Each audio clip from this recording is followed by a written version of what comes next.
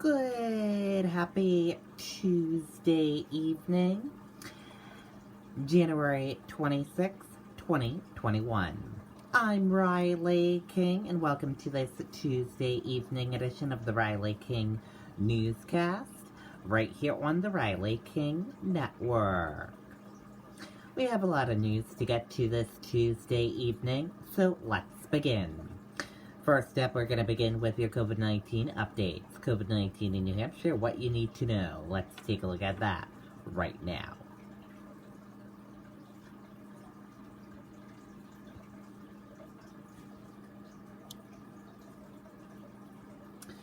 And here is a look at that information for all of you right now.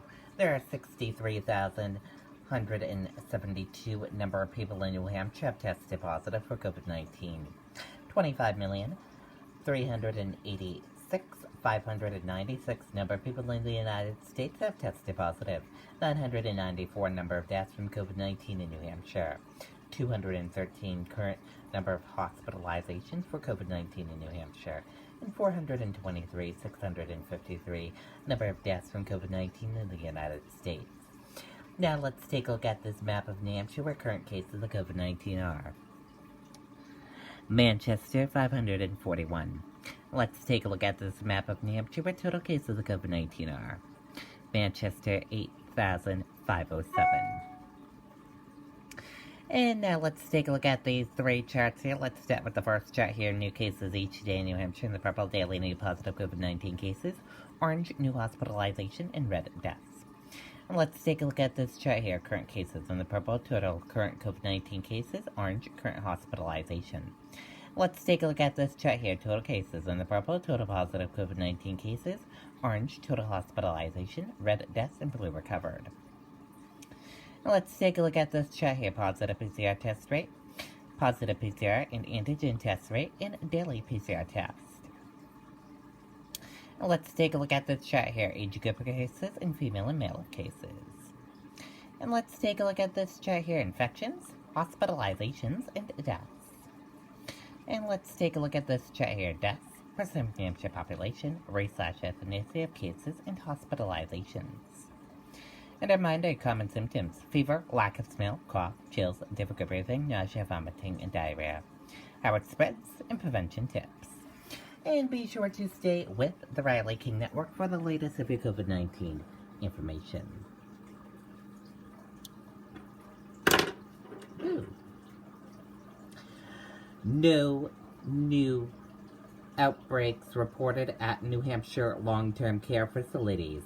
12 more outbreaks closed. Outbreaks at New Hampshire Veterans Home closed. Let's take a listen to that video from the press conference that happened today.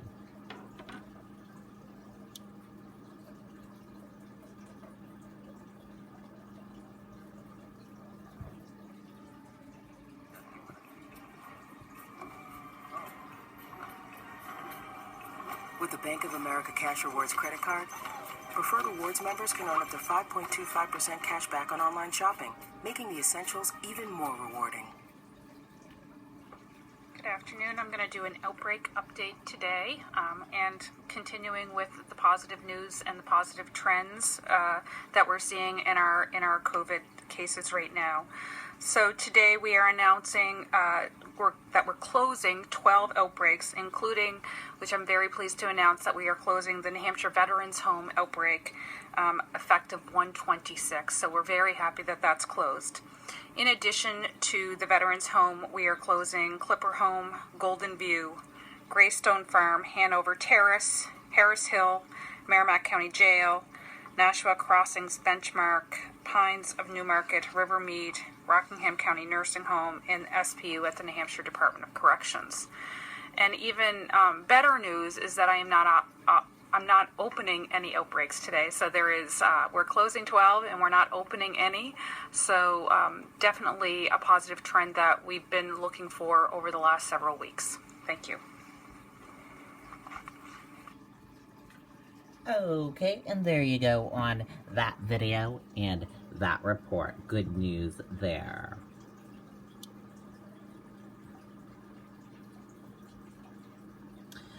4 more Granite Staters die as COVID-19 hospitalizations continue to decline. State health officials see encouraging trends in numbers. Let's take a listen to that video from the press briefing on COVID-19 that happened today.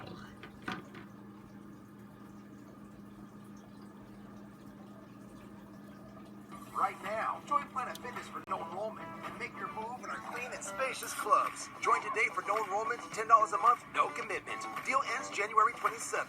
Join today for no enrollment, $10 a month with no commitment. Deal ends January 27th. Great, thank you, Governor, and good afternoon. So two updates. One is a numbers update, and the other is an update on some updated school guidance that we have just posted today. So we are announcing 435 new people diagnosed with COVID-19 in New Hampshire.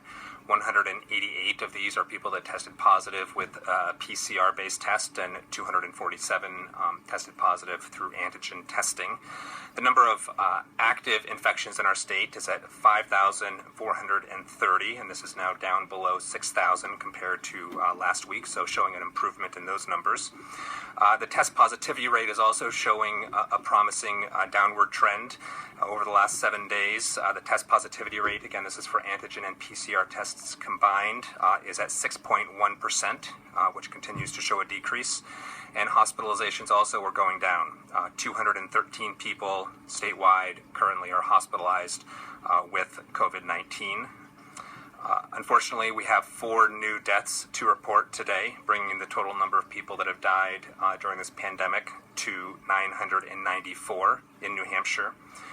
One of these 4 individuals is associated with a long-term care facility, and so in the last week there have now been 56 people that have died from COVID-19, and thankfully the trend in terms of the number of people dying from COVID-19 is also starting to show a decrease, along with decreasing hospitalizations, decreasing test positivity, and decreasing daily incidence of COVID-19. So the data continue to show promising trends, but the overall level of community transmission continues to be high statewide, and so we continue to stress the importance of people following the mitigation guidance, practicing social distancing, wearing face masks whenever out of the home and in public locations, and following the other guidance that we have previously talked about.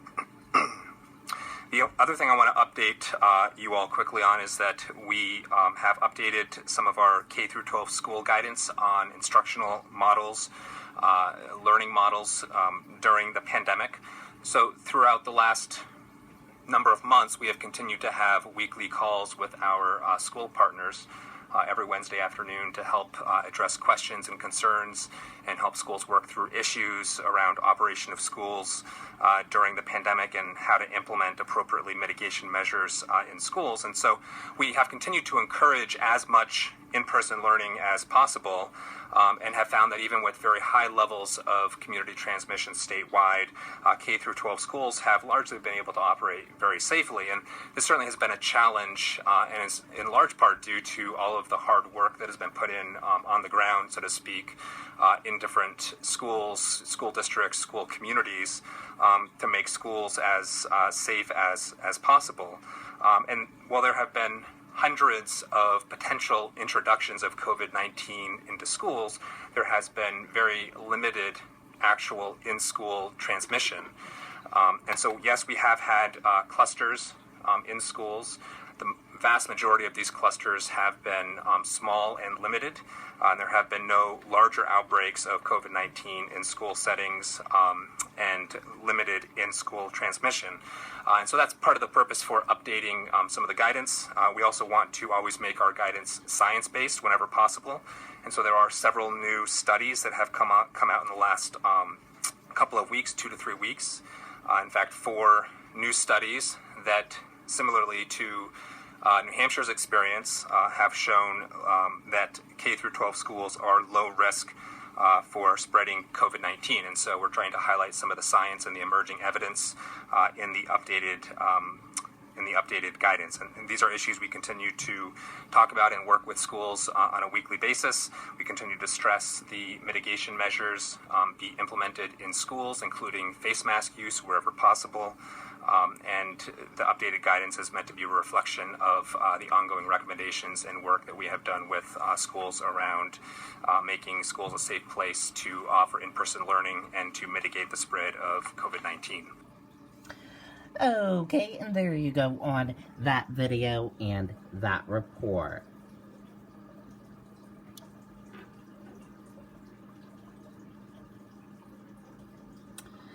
Phase 1B vaccination begins across the state. 10 of 13 locations open. Governor says sites limited by lack of vaccines. Let's take a listen to that video from WMUR News 9.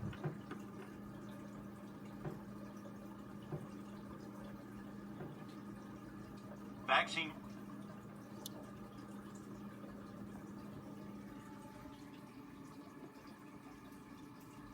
Here comes time for a little, and just like that, here comes the sunbasket. For Phase 1B, cars were lined up, drivers waiting for their vaccination. Governor Chris Sununu impressed by what he saw. The first days are always the most challenging, but I tell you, what we've seen here today gives me a lot of confidence. This is going to work really well for the state of New Hampshire. The National Guard and volunteers are staffing the site in Londonderry with a full day ahead of them. We have a record 378 appointments scheduled for today. The Guard says they did have some problems with people bringing their spouses or plus ones, even though they were not registered. They were able to accommodate many of those people after confirming that they are eligible for Phase 1B.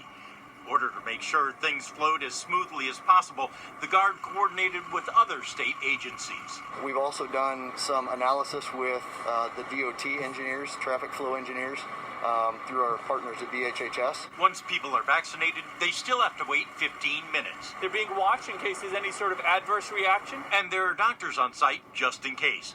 The National Guard motto is neighbors helping neighbors, and the Guard says that's especially apt for their members today. A lot of them are from especially the southern New Hampshire area, so working so close to home and having an impact on their community is really important to them. If there's any vaccine left over at the end of the day, the National Guard will get in touch with public health officials to make sure that no vaccine goes to waste. In Londonderry, Ray Brewer, WMUR News 9. Okay, and there you go on that video and that report.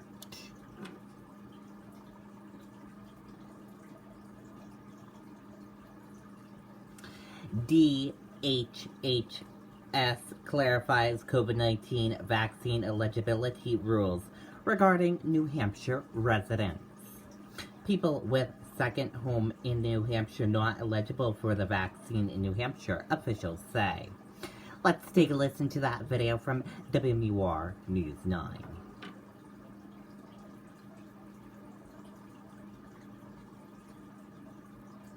Right now, join Planet Fitness for no enrollment and make your move in our clean and spacious clubs. Join today for no enrollment, $10 a month, no commitment. Deal ends January 27th. Join today for no enrollment, $10 a month with no commitment. Deal ends January 27th. The New Hampshire Department of Health and Human Services says that only New Hampshire residents are eligible to get the vaccine here in the state. Anyone with a vaccine appointment will have to bring one of the following: a valid driver's license or non-driver ID card, a payroll check, document, or employment contract dated within the last 60 days that shows your legal New Hampshire address, or a government-issued payment like Social Security dated within the last 60 days that, again, shows your legal New Hampshire address. Okay, and there you go on that video and that report. Good information there.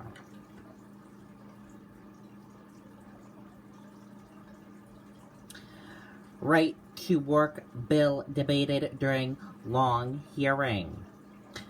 Business and political leaders on Tuesday pushed to make New Hampshire the first state in the Northeast to outlaw private sector collective bargaining agreements requiring employees to pay dues or cover a union's negotiation cost. And now let's take a look at your U.S. stock market and see how the U.S. stock market closed for this Tuesday evening.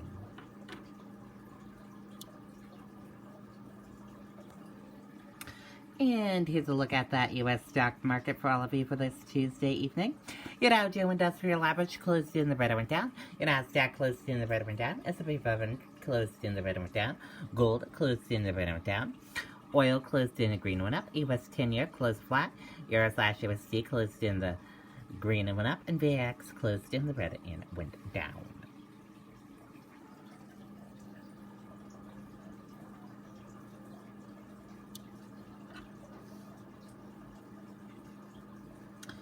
House delivers article of impeachment against Trump to the Senate. Let's take a listen to that video from ABC News.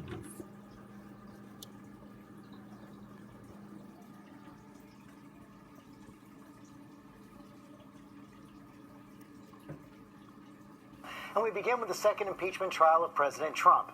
The House delivered the article charging Trump with inciting insurrection last night. You see it right there. The senators who will serve as jurors are going to be sworn in today. Congressional correspondent Rachel Scott on Capitol Hill has the very latest for us this morning. Good morning, Rachel. Amy, good morning. And Democrats started drafting that article of impeachment while they were hiding from violent mobs here in the United States Capitol. It has now been handed over to the Senate, setting the stage for something we have never seen before in our nation's history, an impeachment trial of a former president. Overnight, a historic march across the Capitol. The House delivering the article of impeachment to the Senate. I announced the presence of the managers. And triggering the start of the second impeachment trial against former President Donald Trump. President Trump gravely endangered the security of the United States and its institutions of government. Donald John Trump thus warrants impeachment and trial. Lead House impeachment manager Congressman Jamie Raskin reading that single article of impeachment from the same chamber that violent mob stormed nearly 3 weeks ago. This video from the New Yorker showing the moment they entered. Hey, let's take a seat, people! Democrats charging Trump with incitement of insurrection, demanding that he be held accountable for his words. Fight like hell. And in the trial, they will argue that rally was part of a larger effort to subvert and obstruct the results of the 2020 election. He has not demonstrated remorse. He has not even acknowledged his role in the events of January 6th. And he has never disavowed the lies that were fed to the American people by him about who actually won the election. Both sides now have 2 weeks to prepare their case. The trial will not begin until the week of February 8th. The Constitution says the Chief Justice presides over an impeachment trial of the president. But since Donald Trump is no longer in office, Democratic Senator Patrick Leahy will preside. Overnight, President Biden telling CNN he believes the trial has to happen, but casting doubt that there would be enough Republican support to convict. A growing number of GOP lawmakers say since the president is already out of office, the trial should be tossed out. And in just a few hours, the senators will be sworn in as jurors in this trial, both sides signaling they want to get this trial over with quickly. Senate Majority Leader Chuck Schumer says few, if any, witnesses will be called, noting that the lawmakers were all witnesses to what happened here on January 6th, Amy. And Rachel, some news from overnight. The Senate leaders agreed to move forward with a power-sharing deal. Tell us about it. Yeah, and this is something that lawmakers were grappling with for just about a week. They had to come up with a power-sharing agreement because the Senate is split 50-50. The major sticking point here, whether or not to get rid of the filibuster. This would require Republican support for a bill to move to the floor. Both sides agreeing to move forward and get to work on legislation for the American people, Amy. All right, Rachel Scott, we appreciate it. Thank you. Well, hey. Okay, and there you go on that video and that report. And that does it for this Tuesday evening edition of the Riley King Newscast, right here on the Riley King Network. Have a great rest of your Tuesday evening. I'll see you back here tomorrow for another newscast. I'll have a news report coming up in a little bit. Good night and goodbye, everyone.